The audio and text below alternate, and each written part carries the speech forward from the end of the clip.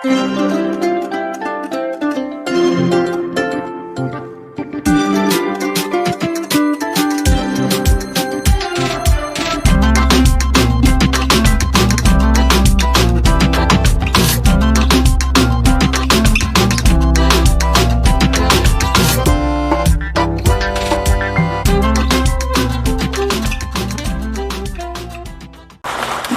நம்ம எப்பவுமே ஜெபம் பண்ணிக்கிட்டு தான் இருக்கோம் ஆண்டவரை நோக்கி. சில சமயங்களில் நம்முடைய ஜெபம் தள்ளி போகுது. காரணம் என்னன்னா, அவருக்கு தெரியும் நமக்கு எப்போ எதை கொடுக்கணும்னு. சில சமயம் நான் அவருக்கு முன்னாடியே நம்ம கொடுக்கறது கூட நமக்கு பின்னாடி கஷ்டத்தை உண்டாக்கலாம்.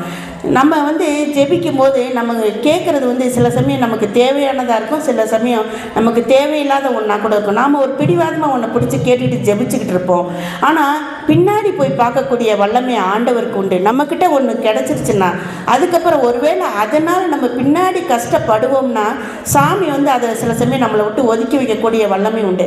ஆனால் நாம் என்ன நினச்சிக்கிறோம், நம்ம ஜெபம் கேட்கப்படுறது இல்லை, ஆண்டவர் நம்ம ஜெபத்தை கேட்க மாட்டுறாரு, நமக்கு ஜெபம் நடக்கிறது இல்லைன்னு நம்ம நினைக்கிறோம். ஆனால் உண்மையில் அப்படி இல்லை. எப்போ நமக்கு தேவை இருக்கோ அந்த நேரத்தில் ஆண்டவர் நமக்காக எல்லாவற்றையும் செய்யக்கூடியவராக இருக்கிறார். இன்னொன்று என்னன்னு பார்த்தீங்கன்னா, ஜெபத்தை குறித்து ஆண்டவர் சொல்கிறது என்னன்னா, ஜெபிக்கிற நேரத்தில் நாம உயர்த்தக்கூடாதுன்றாரு. லூக்கா 18:8 அப்புறம் பார்க்கும்போது என்ன சொல்கிறாருன்னா, தன்னைத்தானே உயர்த்துகிறவன் தாழ்த்தப்படுவான், தன்னைத்தானே தாழ்த்துகிறவன் உயர்த்தப்படுவான்றாரு. இப்போது பார்க்கலாம். ஸ்க்ரீன் விளக்கிவிடும்.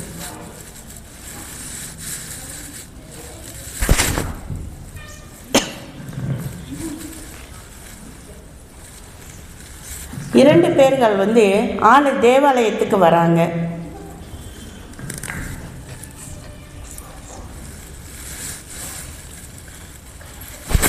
இரண்டு பேர் தேவாலயத்துக்கு வராங்க. ஒருத்தர் அதில் பரிசேயர், ஒருத்தர் ஆயக்காரர். இரண்டு பேர் தேவாலயத்துக்கு வராங்க. இப்போ பரிசேயர் என்ன சொல்கிறான்னா, நான் பரிகாரராகவோ அநியாயக்காரராகவோ விபச்சாரக்காரரை போல இல்லாமல் ஏன் இந்த ஆயக்காரனை போல கூட இல்லாமல் இருக்கேன், அதனால் நான் உங்களை வணங்குறேன்றான்.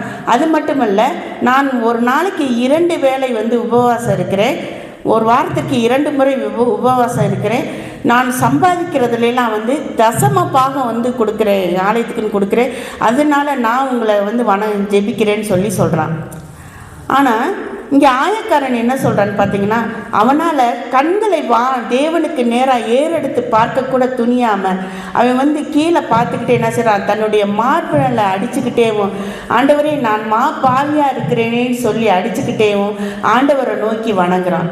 இதில் பார்க்கும்போது இந்த ஆயக்காரனே பார்த்தீங்கன்னா, பரிசேயனை விட ஆயக்காரனே நீதிமானாக ஆக்கப்பட்டான்றதை கர்த்தர் சொல்கிறாரு. இதில் என்ன உணர்ந்துக்கிறோன்னா, தன்னைத்தானே தாழ்த்துகிறவன் உயர்த்தப்படுவான், தன்னைத்தானே உயர்த்துகிறவன் தாழ்த்தப்படுவான்றாங்க.